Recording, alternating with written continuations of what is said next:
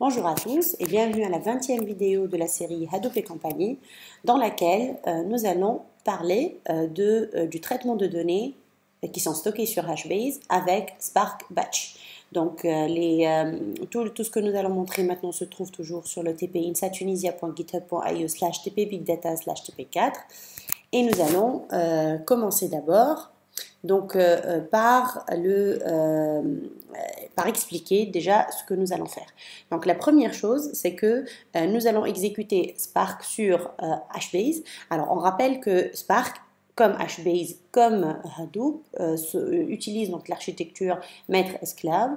Et donc on va trouver le driver de Spark qui va se trouver sur le name node de Hadoop et donc sur la même machine où se trouve le hashmaster de HBase. De même, les executors vont s'exécuter sur les mêmes machines que les region servers de HBase et du coup, tous les traitements qui vont se faire en parallèle vont se faire directement sur les parties de la base de données HBase qui se trouvent sur les region servers concernés.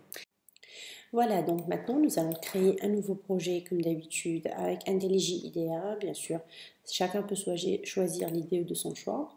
Ce projet, donc ça va être un projet Maven. Et puis,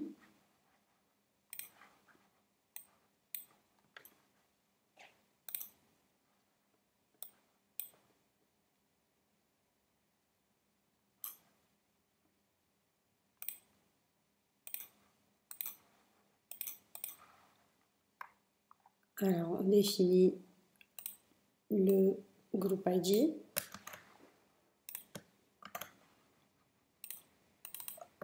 L'artefact ID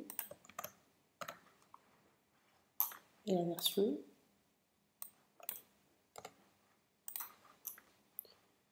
On crée le projet.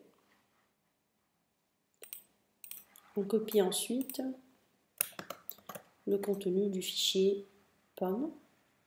Et on n'oublie pas d'importer les changements pour que les bibliothèques soient téléchargées.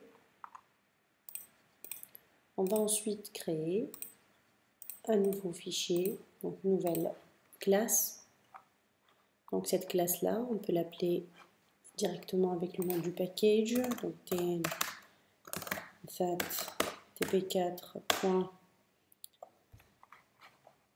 Le nom de la classe. Donc tout le code que je suis en train de copier, je suis en train de le prendre à partir de l'énoncé du TP, comme je vous ai montré tout à l'heure. Voilà, donc ça c'est le code qui va permettre de parcourir donc, une table HBase, de créer des fichiers, de créer plutôt des RDD avec Spark, de parcourir les RDD et de faire des traitements dessus. Donc là par exemple, le traitement que nous allons faire, c'est de compter le nombre d'éléments tout simplement qui se trouvent dans la table. Alors, nous allons utiliser ici les objets Spark classiques que nous avons déjà vus dans les vidéos précédentes. La seule chose qui va changer, c'est que nous allons appeler une fonction qui va lire le fichier, donc la table à partir de HBase, qui est justement, c'est là où on va définir donc toutes les informations de configuration dans cet objet-là, et puis cet objet va être utilisé grâce en fait, à la fonction New API Hadoop RDD. Voilà.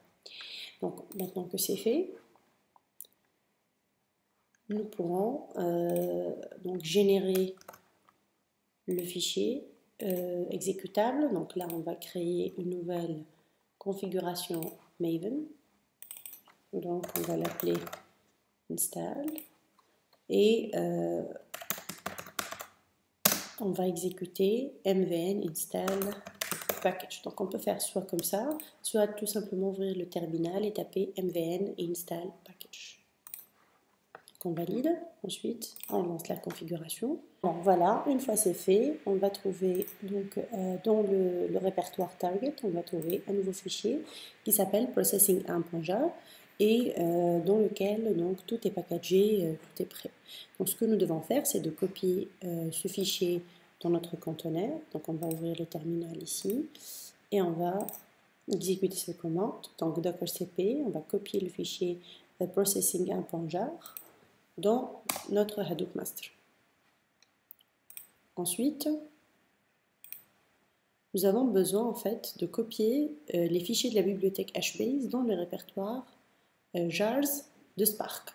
Donc pour ça, on va aller donc sur notre Hadoop master et puis on va lancer la commande suivante. Donc tout ce qui se trouve dans le répertoire libre de HBase, on va le copier dans le répertoire jars de Spark.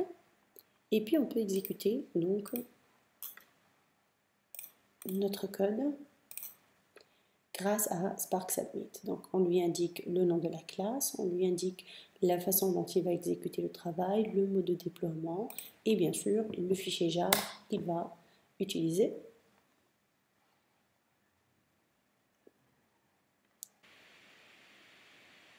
Alors voilà, quand on cherche un petit peu, on a trouvé le nombre d'enregistrements ici qui est affiché et qui est un nombre plutôt grand. Voilà, je vous remercie de nous avoir suivis dans cette série où j'ai eu le grand plaisir de vous présenter sommairement, de façon plutôt sommaire, donc les propriétés de quelques technologies de l'écosystème Hadoop.